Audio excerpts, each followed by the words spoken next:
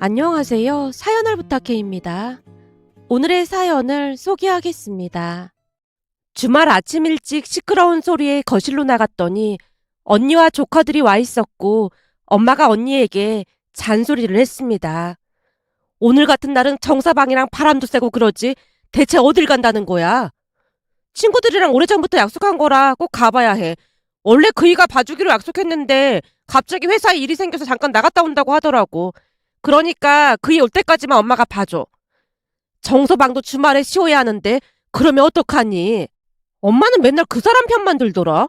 누가 보면 우리 엄마가 아니라 정서방 엄마인 줄 알겠어. 라며 언니가 심드렁한 표정으로 소파에 앉아 있었습니다. 그 모습에 참 대단하다는 생각만 들었는데요. 발은 안으로 굽는다는 말이 있다지만 우리 가족 중 그 누구도 언니 편이 아니었습니다. 항상 형부가 안쓰러운 건 말할 것도 없었고 못난 언니로 인해 형부에게 미안한 마음만 가득했으니까요. 글의 흐름을 위해 잠시 언니와 형부 이야기를 해보겠습니다. 평소 언니는 운이 좋은 것인지 아니면 머리가 좋았던 것인지 공부를 그렇게 열심히 하지도 않았는데 나름 서울에 있는 대학에 합격을 했습니다. 언니가 워낙 공부를 안 했던지라 부모님은 언니가 서울에 있는 대학에 합격을 해준 것만으로도 두 손을 맞잡고 눈물까지 글썽였어요. 대학 합격자 발표가 나자마자 엄마가 감격스러운 듯 말을 했거든요. 아니 그렇게 공부를 안 한 것 같더니만 대학은 어떻게 들어간 거야? 이건 기적이다 기적이야. 엄마 이게 다 내 머리가 좋아서 그런 거라니까. 그렇게 종일 앉아서 공부만 한다고 성적이 나오는 게 아니라니까. 사람은 말이야 이 공부 머리가 타고나야 하는 거야. 라며 언니가 한심하다는 듯이 저를 바라봤는데요. 저는 언니와는 다르게 내내 열심히 공부를 했으니까요. 언니 눈에는 그런 제가 한심해 보였던 것 같았습니다. 공부를 하고 있으면 오며 가며 제게 빈잔을 주곤 했으니까요. 암튼 공부에 그다지 관심조차 없던 언니가 서울에 있는 대학에 합격을 한 건 기적과도 같은 일이었고 언니에게 있어서는 보기 드문 미담으로 우리 가족뿐만 아니라 친척들의 입을 통해 회자가 되고 있을 정도였습니다. 그렇게 대학에 입학을 했는데 언니는 여전히 공부에는 관심이 없었기에 성적이 그다지 좋은 편도 아니었지만 무슨 대운을 타고난 것인지 졸업하고 얼마 뒤 중견기업에 취업까지 했습니다. 언니 성적으로 취업은 어림도 없다고 생각했던 부모님이 다시 한번 놀란 채 언니에게 몇 번이나 물었습니다. 진짜 그 회사에 합격을 했단 말이야? 그렇다니까. 나 대단하지. 대학 내내 학점이 좋았던 내 동기들은 다 떨어지고 나만 붙었어. 아무래도 내가 천운을 타고난 것 같아. 언니가 신나서 떠들어대는 모습에 엄마가 넋이 나간 표정으로 다시 물었습니다. 그러니까 네가 거기에 어떻게 합격을 했냐고. 이건 도무지 말이 안 되는 거잖아. 너 뭐 잘못 들은 거 아니야? 내가 잘못 듣긴 뭘 잘못 들어. 그러니까 불합격을 합격으로 잘못 들은 거 아니냐는 거지. 아니 그 회사가 작은 회사도 아니고 나름 중견기업인데 면접관 정신이 어떻게 된 것도 아니고 대체 너를 왜 뽑아? 엄마 무슨 말을 그렇게 해. 내가 오죽하면 그러겠어. 대체 면접을 어떻게 받길래 합격을 했지? 라며 엄마가 의심 가득한 눈빛으로 언니를 바라봤지만 언니의 합격은 사실이었기에 얼마 뒤부터 출근을 했습니다. 어느 날은 고모가 찾아와서 놀란 표정으로 엄마와 대화를 했어요. 언니, 내가 볼 때 영주 쟤는 운을 타고났나 봐요. 분명히 공부를 안 하는 것 같았는데 대학도 그렇고 회사도 잘 들어갔잖아요. 우리도 그게 좀 미스테리한 부분이긴 해요. 지방대만 들어가줘도 소원이 없겠다고 그렇게 빌었는데 인서울이 웬 말이겠어요. 내가 볼 땐 그나마 언니 머리를 닮아서 그런 게 아닌가 싶어요. 오빠 머리 닮았어 봐요. 인서울은 어림도 없다니까요. 오빠 머리가 어디가 어때서요? 알면서 뭘 물어보고 그래요. 원래 우리 집안이 공부 쪽으로는 영 아니었잖아요. 근데 영주는 그렇다 쳐도 효주가 공부 잘하는 거 보면 이건 100% 언니 머리를 닮은 거라니까요. 사실 예전에 오빠가 그랬거든요. 언니가 얼굴도 예쁜데다가 머리도 좋아서 꼬시느라 엄청 힘들었다고요. 그나마 언니 덕분에 유전자가 업그레이드 된 게 확실해요.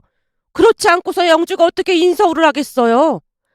라며 고모가 어찌나 심각한 표정으로 말을 하던지 엄마뿐만 아니라 저도 할 말을 잃고 말았는데요. 사실 고모 말이 전혀 틀린 말은 아니었습니다. 친척들 중에 서울로 대학을 간 사람은 우리 언니가 처음이었고 몇 년 뒤 제가 명문대에 합격을 하는 바람에 축하 파티까지 했으니까요. 그랬기에 고모뿐만 아니라 친척들 모두 우리가 엄마 머리를 닮은 게 확실하다며 굳게 믿고 있었습니다. 그 와중에 언니가 중견기업에 취업까지 했으니 그것만으로도 가문의 영광이었다고 해야 할까요? 그렇게 언니는 여기저기에서 어마어마한 축하금까지 받았습니다. 작은아빠뿐만 아니라 고모 두 분까지 축하금을 두둑히 챙겨주셨거든요. 친척들에게 돈을 받아 챙긴 언니가 기쁜 목소리로 말했어요. 완전 대박이야. 회사 출근할 때 예쁜 옷 입고 출근하라고 돈을 이렇게나 많이 주셨다니까? 난 뭐 한 것도 없는데 완전 울트라 초 대박 났어. 그걸 뭐 한다고 받고 난리야. 나도 안 받으려고 했는데 억지로 주시는 걸 어떡해? 그럼 첫 월급 타면 선물 하나씩 챙겨드릴 생각해. 알았어. 아무래도 난 운을 타고났나 봐. 라며 언니가 좋아서 어쩔 줄을 몰라 했습니다. 그런데 한 3달 정도 회사를 다니던 언니가 가족들을 앉혀놓고 갑자기 통보했어요. 아무래도 나 회사 그만둬야 할 것 같아. 뭐? 그 좋은 회사를 왜 그만둬?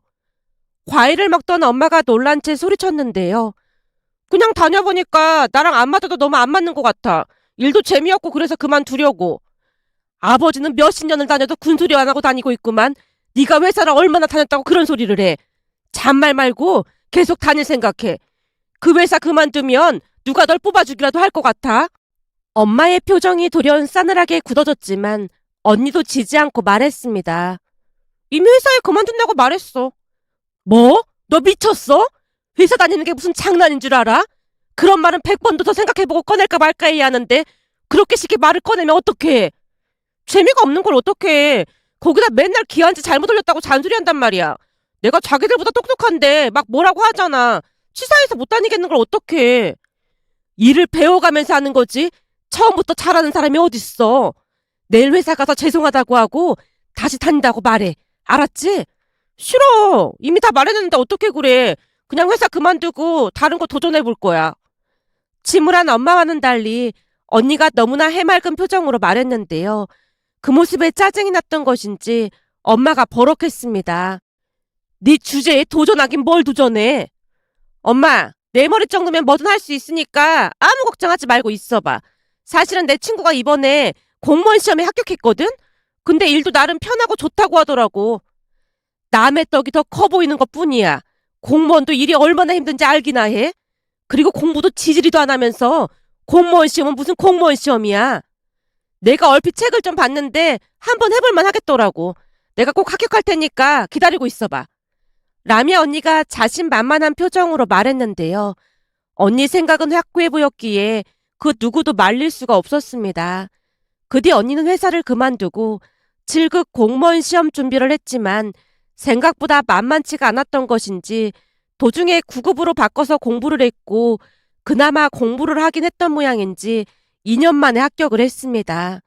비록 월급이 많은 편은 아니었지만 언니는 나름 만족하며 다니는 듯해 보였어요. 다행히 일반 회사보다는 공무원 생활이 더 맞다고 했으니까요.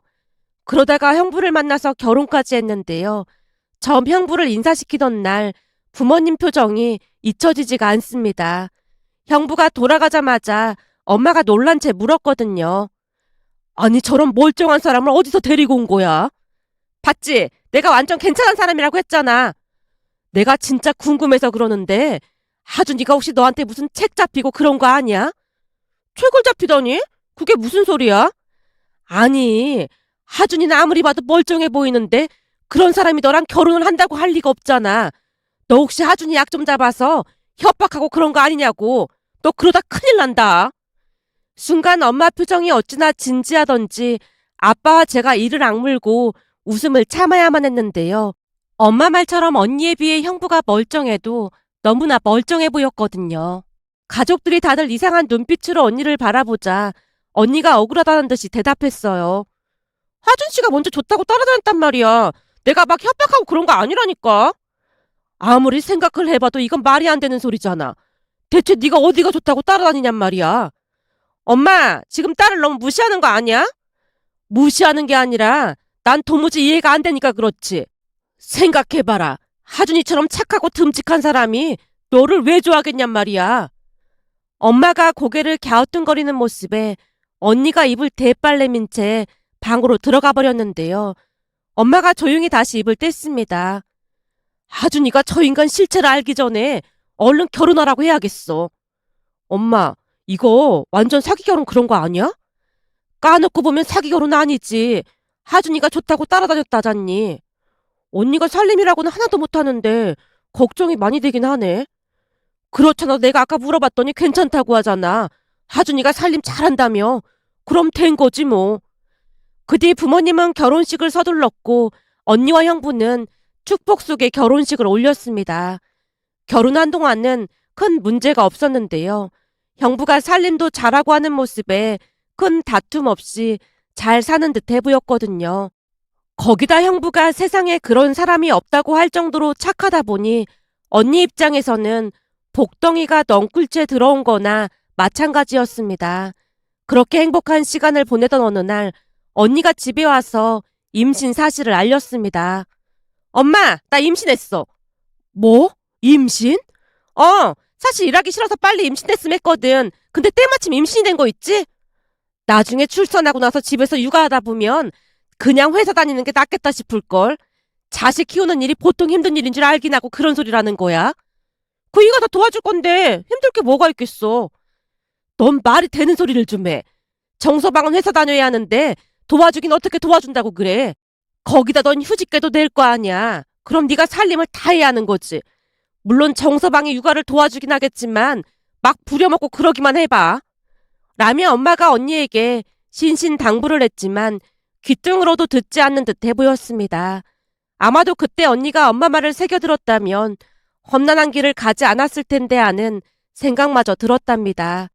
그날 언니는 휴직계를 낼 생각에 신나서 돌아갔고 집을 나서는 언니를 보며 걱정스레 말을 꺼냈어요.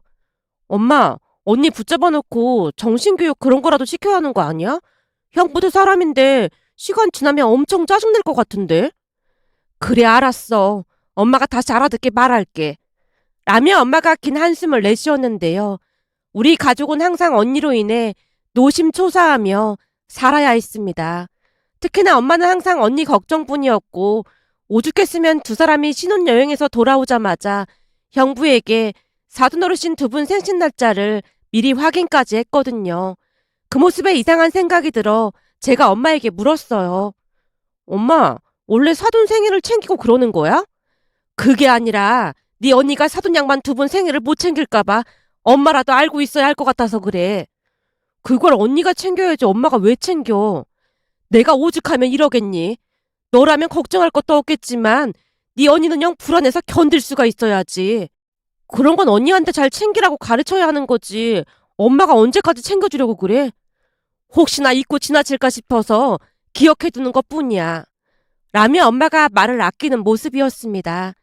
그 뒤 시간이 지나 안 사돈 어르신 생신날이 다가왔지만 역시나 언니는 기억조차 못하고 있었고 엄마가 언니에게 야단을 치는 듯해 보였습니다. 내가 시부모님 생신은 꼭 기억하라고 몇 번이나 말했잖아. 기억하고 있었는데 깜빡했지. 근데 나를 낳아준 건 엄마 아빠인데 내가 왜 시부모님 생신까지 신경을 써야 하는 거야? 뭐? 너 지금 뭐라고 했어? 아니 그렇잖아. 난 내가 왜 시부모님까지 일일이 신경을 써야 하는지 도무지 이해가 안 된단 말이야. 언니가 짜증 섞인 목소리로 투덜대는 모습에 결국 엄마가 버럭했어요. 넌 대체 머릿속에 어떻게 생겨먹었길래 그런 생각을 하는 거니? 네 말대로라면 내가 정서방을 낳아준 것도 아닌데 정서방은 내 생일을 왜 챙겼겠어? 넌 대체 생각이라는 걸 하고 말하는 거니? 아, 그렇네. 그이도 엄마 생신 챙겼구나. 너 잘 들어. 세상에 정서방 같은 사람 없으니까 항시 시부모님께 효도하고 살 생각해. 내가 널 낳았지만 깝깝하다 깝깝해. 라며 엄마가 언니를 있는 대로 노려봤습니다. 그나마 그때까지는 엄마 말을 듣는 듯해 보였지만 첫째 조카를 출산하고 나서 얼마 지나지 않아 또다시 임신을 했고 시간이 지나면서 점점 막무가내가 되어갔습니다. 어느 날 집에 온 언니가 신난 표정으로 말을 꺼냈어요. 엄마, 나 계속 임신하고 휴직했으면 회사도 안 나가도 되고 너무 좋을 것 같아. 둘째 낳고 나서 셋째도 낳을까 생각 중이야. 그이가 워낙 착해서 육아도 다 도와주고 퇴근하고 오면 집안 살림까지 다 해줘서 난 별로 할 것도 없거든. 정서방도 힘드니까 집안일은 네가 하라고 몇 번이나 말했잖아. 임신까지 해서 힘든데 내가 집안일을 어떻게 해. 정서방 퇴근해서 오면 밥은 차려주고 있는 거지. 밥? 내가 밥을 왜 차려줘? 알아서 차려 먹는 거지. 네가 전업주부인데 퇴근하고 온 사람한테 따뜻한 밥 한 끼는 차려줘야 할 거 아니야. 그이가 퇴근하고 와서 내 밥까지 다 챙겨줘서 괜찮아. 요즘 들어 드는 생각인데 우리 남편 전생에 머슴이었나 봐. 머슴처럼 일을 얼마나 잘하는지 모른다니까. 내가 너 때문에 제명에 못 살겠다 진짜. 너 잘 들어. 정서방같이 착한 사람이 한번 화났다 하면 진짜 무서운 법이야. 그러니까 잘해줄 때 잘하고 살아. 내가 아무리 잔소리를 해도 그냥 헤헤거리는구만. 뭔 소리라는 거야. 역시나 언니가 귀등으로도 듣지 않았습니다.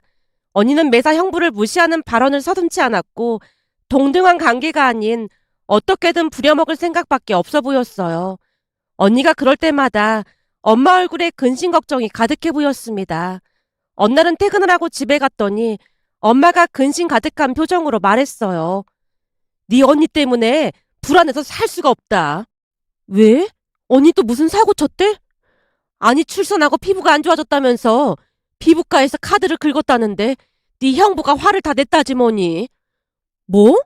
형부가 화를 냈단 말이야? 대체 얼마나 긁었길래 형부가 화를 다 내? 피부과에서 400만 원이나 결제를 했다잖니. 뭐? 400만 원? 형부 혼자 버느라 돈 엄청 빠듯할 텐데 미쳐도 단단히 미쳤네. 근데 엄마한테는 왜 찾아온 건데? 네 형부가 잔뜩 화가 나서 뭐라고 했다나 봐. 정서방 입장에서는 화가 날 만하지.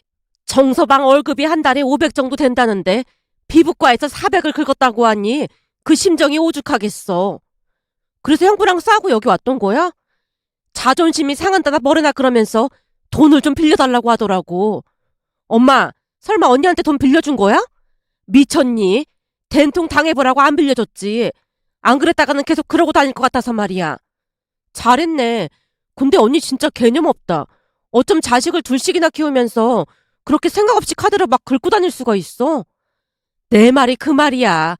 내가 영주 그것만 생각하면 잠이 안 온다. 엄마가 긴 한숨을 내쉬었는데요. 엄마가 언니와 있었던 일에 대해 자세히 설명해 줬습니다.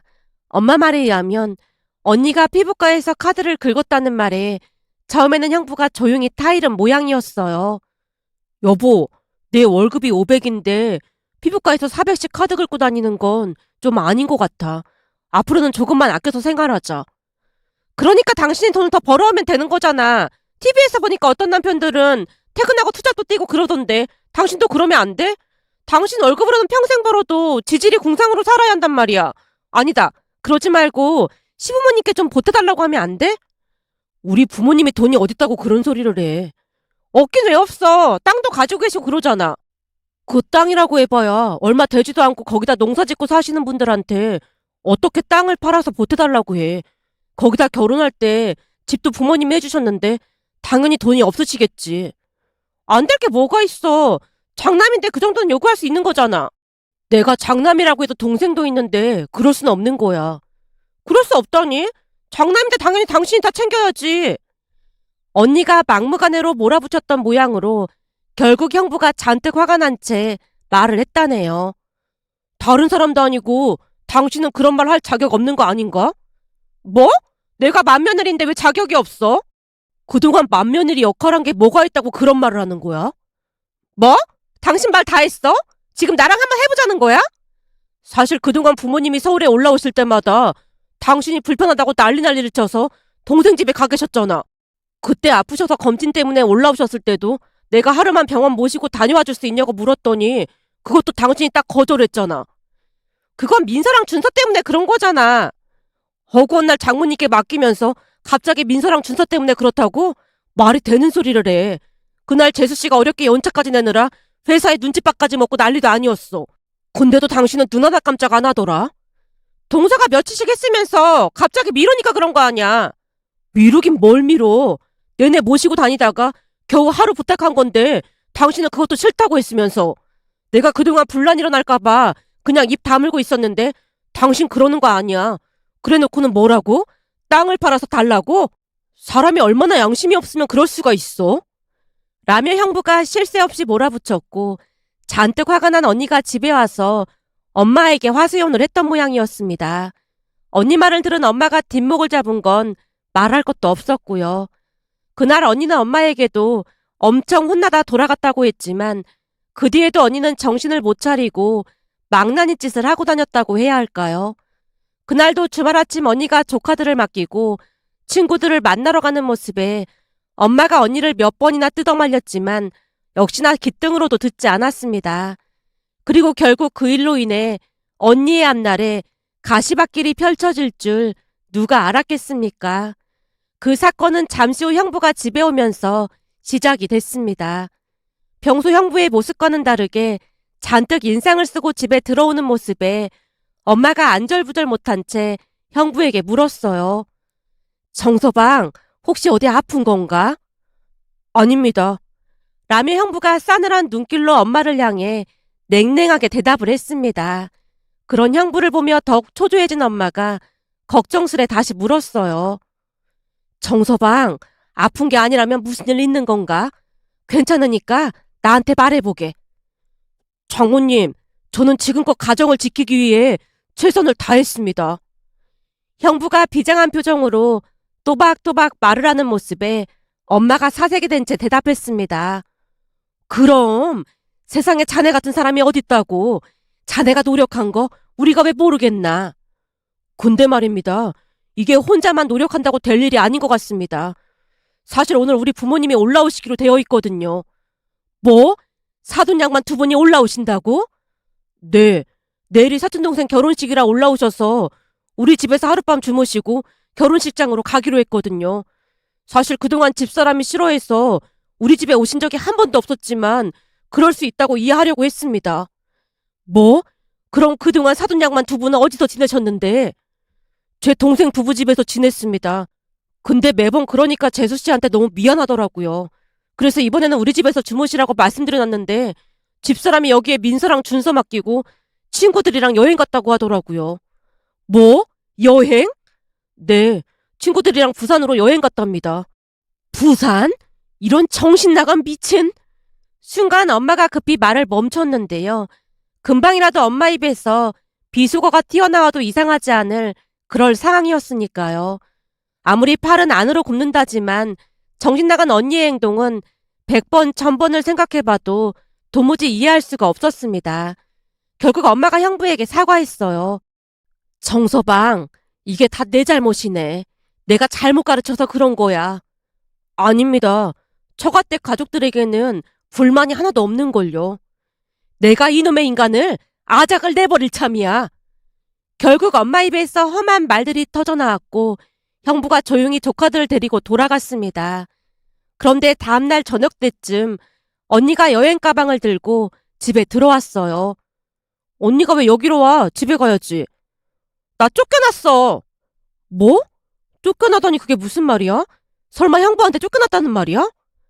제가 놀란 채 언니를 뚫어져라 바라보고 있었는데요. 언니 입에서 기가 막힌 말들이 터져나왔습니다. 아니 집에 갔더니 비밀번호가 바뀌어 있더라고. 그래서 그이한테 전화했더니 이혼할 거라고 나가라잖아. 집에 아무도 없는 것 같긴 하던데 진짜 미친 거 아니야?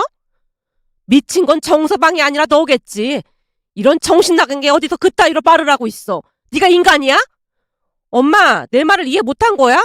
정서방이 이혼했다면서 내쫓았다니까? 나 같아도 내쫓았어.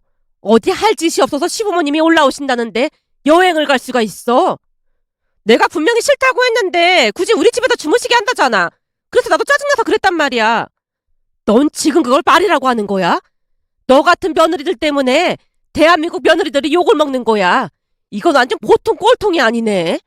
엄마가 언니에게 달려들어 단숨에 등짝을 날려버렸습니다. 어찌나 화가 많이 나 있던지 아빠와 제가 뜯어말렸지만 여전히 화가 안 풀린 모양으로 언니에게 소리쳤습니다. 정서방이 이혼하자고 한다면서 앞으로 어떻게 할 생각이야? 가만 보니까 나를 우습게 보고 그러는 것 같은데 나도 이혼하면 그만이야. 이혼? 그러니까 정서방이랑 이혼하겠다는 말인 거지? 이혼하자는데 못할 게 뭐가 있겠어? 언니가 씩씩거리며 말을 했는데 엄마가 흔쾌히 대답했습니다. 그래, 이참에 그냥 이혼해라. 나도 허구한 날 너 때문에 불안했는데 잘 됐네 그래. 진짜?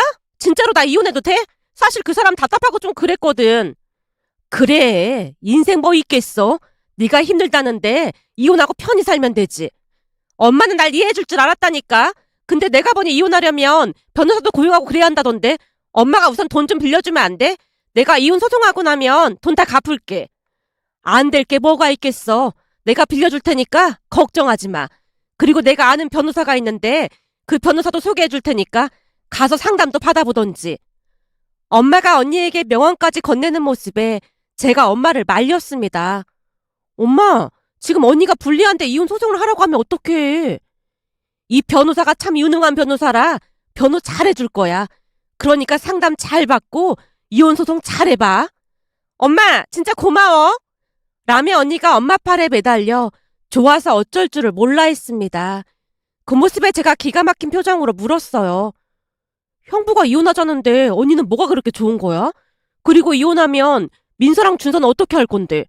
당연히 양육권은 내가 가지고 와야지. 그리고 내가 여기 오면서 곰곰이 생각해봤더니 양육권을 내가 가지고 오면 네 형부가 매달 양육비를 줘야 할 거 아니야. 거기에다가 지금 있는 아파트 처분하면 반절은 내 거 될 거니까 그럼 앞으로 일도 안 하고 놀면서 살 수 있는 거잖아. 라는 충격적인 말을 하는 게 아니겠어요. 그때 당시 언니의 말을 들으며 악마도 울고 가겠다는 생각마저 들었으니까요. 언니 말을 가만히 듣고 있다가 제가 물었습니다. 근데 언니가 살고 있는 아파트는 사돈어르신이 해주신 거라고 하지 않았어? 명의도 형부 명의로 되어 있다며. 그치만 그동안 같이 살았으니까 기여도 그런 게 있다잖아. 그러니까 당연히 반절은 내 거가 맞는 거지. 그게 가능한 건가? 라며 제가 고개를 갸우뚱거렸지만 언니는 이미 이혼 후 재산 분할을 해서 양육비까지 받으며 편히 살 생각으로 들떠있는 듯해 보였습니다. 하지만 며칠 뒤 변호사 상담을 다녀온 언니 표정이 그 어느 때보다 침울해 보였는데요. 어찌나 심각한 표정으로 앉아있던지 제가 물었습니다. 언니, 오늘 변호사 만나고 왔다면서 표정이 왜 그래? 나 완전 망한 것 같아. 망한 것 같다니? 그게 무슨 말이야? 변호사가 이것저것 계산을 해보더니 양육비도 얼마 못 받을 것 같대. 집도 시부모님이 해주신 거고 결혼한 지도 오래되지 않아서 기여도 그런 게 얼마 인정이 안 될 거래. 거봐, 내가 그랬잖아. 법이 그렇게 만만한 게 아니라니까. 그럼 민서랑 준서는 어떻게 키울 거야? 조카들 키우려면 언니 다시 회사 나가야겠네? 순간 고소하다는 생각마저 들었는데요. 피를 나눈 자매라고 하지만 심해도 너무 심하다는 생각만 들었으니까요. 결국 넋이 나간 표정으로 앉아있던 언니가 조용히 말했어요. 두통약 가진 것 좀 있어? 머리 아파서 미칠 것 같아. 육아휴직 오래 해서 모아둔 돈도 없는데 혼자 민서랑 준서를 어떻게 키우지? 그럼 형부한테 키우라고 해야지. 어쩔 수 없잖아. 그건 절대 안 되지. 엄마, 나 여기 들어와서 살면 안 돼? 언니가 복잡한 표정으로 엄마에게 물었지만 엄마가 단호한 목소리로 대답했습니다. 말이 되는 소리를 해. 내가 미쳤니? 네 뒤치작거리를 하게. 앞으로는 민서랑 준서 키우면서 행복하게 잘 살아봐.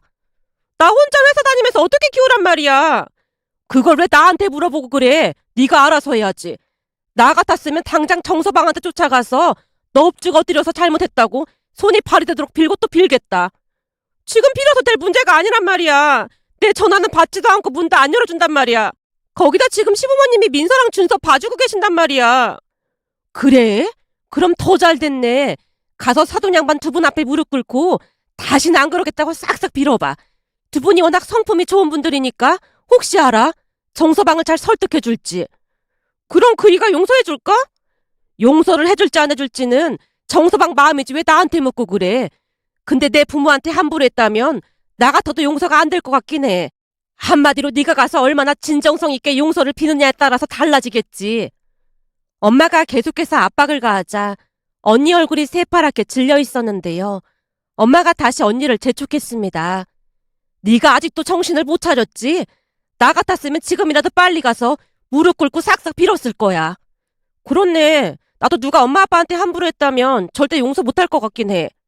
저도 옆에서 거들자 언니가 후다닥 밖으로 뛰쳐나갔습니다. 그리고 곧장 집으로 돌아갔고 사돈어르신 두 분께 무릎까지 꿇고 용서를 빌고 또 빌었다네요.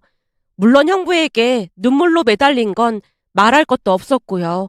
하지만 형부도 작정을 한 것인지 언니를 다시 내쫓아버렸고 언니가 집에 돌아와서 회 안에 눈물을 흘렸습니다. 그 모습에 엄마가 다시 다그쳤어요. 어떻게든 정서방 마음 돌릴 생각을 해야지. 지금 이혼당하게 생긴 마당에 네가 울고 있을 시간이 어딨어. 내가 가만 보니 정서방은 너랑 이혼하고도 좋은 여자 만나서 잘 살 거야. 근데 너는 성격도 개차반이라 평생 지질이 궁상으로 살아가겠지. 그러게 우리 언니 불쌍해서 어떡하냐. 혼자서 평생 민서랑 준서 키우다 보면 폭삭 늙을 텐데 피부도 엉망되고 진짜 큰일 났네. 제가 다시 부추겼고 언니가 혼비백산한 채 다시 집으로 돌아갔습니다. 하지만 다시 돌아온 언니가 눈물을 쏟으며 하소연을 했습니다. 어떡해. 무조건 이혼한다고 난리야. 그러게 처음부터 잘못했다고 빌었으면 형부도 이해해줬을 텐데 변호사 만나고 다니고 그 난리를 피웠으니 당연히 이혼한다고 그러겠지. 언니 진짜 이혼할 생각이었던 거야? 당연히 아니지. 그냥 네 형부 겁 좀 주려고 했던 건데 이렇게 나올 줄 몰랐지. 그래서 이제 어쩔 건데 형부가 문도 안 열어준다며. 나 어떡해. 큰일 났어. 언니가 대성통곡을 했는데요. 엄마가 한심하다는 표정으로 입을 열었습니다. 어떻게 하긴 뭘 어떻게 해. 정서방 화 풀릴 때까지 손이 발이 되도록 빌어야지. 아파트에서 기다리고 있다가 사돈양반들 나오면 잘못했다고 손이 발이 되도록 싹싹 빌어봐. 라는 엄마의 말에 언니가 눈물을 훔치고 다시 집을 나섰습니다. 그렇게 언니는 몇 날 며칠을 오가며 빌고 또 빌었고 안 사돈 어르신이 문을 열어준 모양으로 집에 들어가서 손이 발이 되도록 빌었다고 합니다. 처음에는 눈도 똑바로 마주치지 않던 형부도 언니가 진심을 다해 빌어대는 모습에 조금씩 마음을 움직였다는데요. 그 뒤 언니는 마치 다른 사람처럼 변해갔습니다. 우선 얼마 뒤 회사에 다시 복귀를 했는데요. 아침 일찍 일어나서 형부 밥까지 차려준 건 물론이었고 형부 와이셔츠까지 싹 다 다려주고 나서 출근 준비를 한다고 했습니다. 어느 날 형부가 집에 찾아와서 걱정스레 말을 꺼냈어요. 장모님, 집사람이 매일 아침 밥상을 차려주는데 이게 편한 게 아니라 마음이 너무 불편하네요. 지금까지 띵가띵가 놀다가 이제서야 하는 건데 불편할 게 뭐가 있어. 자네가 그러니까 영주 그것이 아주 우습게 알고 그랬던 거야. 그러니까 자네도 맘 독하게 먹고 그냥 차려준 대로 받아먹어. 밥도 밥인데 와이셔츠도 싹 다 다려주고 같은 사람이 맞나 싶다니까요. 고맙긴 한데 한편으로는 미안하고 그렇네요. 글쎄 아무 소리 하지 말고 그냥 냅둬. 사람 편하는 게 보통 어려운 게 아니야. 그래도 노력은 하니 얼마나 다행이야. 그리고 사돈 양반 두 분께도 잘하고 있겠지? 그럼요. 우리 어머니 덕분에 이혼을 안 하게 됐다면서 아주 충성을 다하는 분위기예요. 그래도 사돈 양반한테 절대 만만하게 보이면 안 된다고 전하게. 이번 참에 단단히 버릇을 고쳐놔야 해. 그때 그 변호사가 아주 큰 역할을 했지 뭔가. 그러게요. 장모님 덕분에 요즘 살맛이 납니다. 라며 형부가 멋쩍게 웃다가 돌아갔는데요. 형부가 돌아가자마자 제가 놀란 채 물었습니다. 변호사 얘기는 뭐야? 친구 아들이 변호사인데 내가 부탁을 좀 해놨어. 혹시 찾아오면 현실을 직시할 수 있게 따끔하게 말을 해달라고 말이야. 뭐? 그럼 변호사까지 짜고 그랬단 말이야?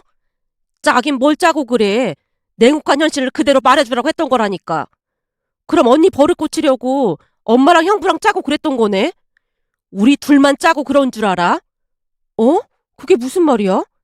사돈 양반들도 적극 협조했다 그 말이야. 완전 작정하고 그랬구나. 근데 엄마 방법이 통하긴 했네. 언니가 완전 다른 사람이 됐잖아. 당연하지. 내가 네 언니를 낳았는데 그 속을 모를까 봐. 저 인간은 잔뜩 겁을 줘야 정신을 차린다니까. 라며 엄마가 옅은 미소를 짓고 있었습니다. 그 사건이 있은 지 5년이 지났지만 언니는 여전히 노력을 하며 열심히 잘 살고 있습니다. 문득 며칠 전 언니가 찾아와 엄마에게 요리 방법을 물어봤어요. 엄마, 갈비찜은 어떻게 해야 맛있어? 저번에 해봤는데 엄마가 해준 맛이 안 나더라고. 그리고 저번에 샀던 미역 있잖아. 그거 엄청 맛있던데 혹시 남은 거 있어? 미역은 갑자기 왜 찾고 그래? 조금 있으면 시어머님 생신이시잖아. 그래서 내가 생신상 차려드리기로 했거든. 그날 우리 집에 시댁가족들 다 모이기로 했는데 음식이 형편없으면 안 될 것 같아서 그렇지. 뭐? 네가 직접 생신상을 차려드린다고 했단 말이야? 그동안 어머니께 얻어먹기만 했는데 나도 뭔가 해드려야 할 것 같아서 그래. 이야, 우리 영주가 사람 됐네, 사람 됐어. 살다 보니 이런 날도 오는구나. 라며 엄마가 한박웃음을 짓고 있었는데요. 사람 쉽게 변하지 않는다는 말이 있다지만 스스로 변하려고 노력한다면 이렇게도 바뀔 수 있다는 생각이 들었습니다. 앞으로도 언니가 노력하며 지금 같은 마음으로 살아가길 간절히 바라봅니다. 오늘의 사연은 여기까지였습니다. 즐겁게 보셨다면 구독, 좋아요 부탁드립니다. 고맙습니다.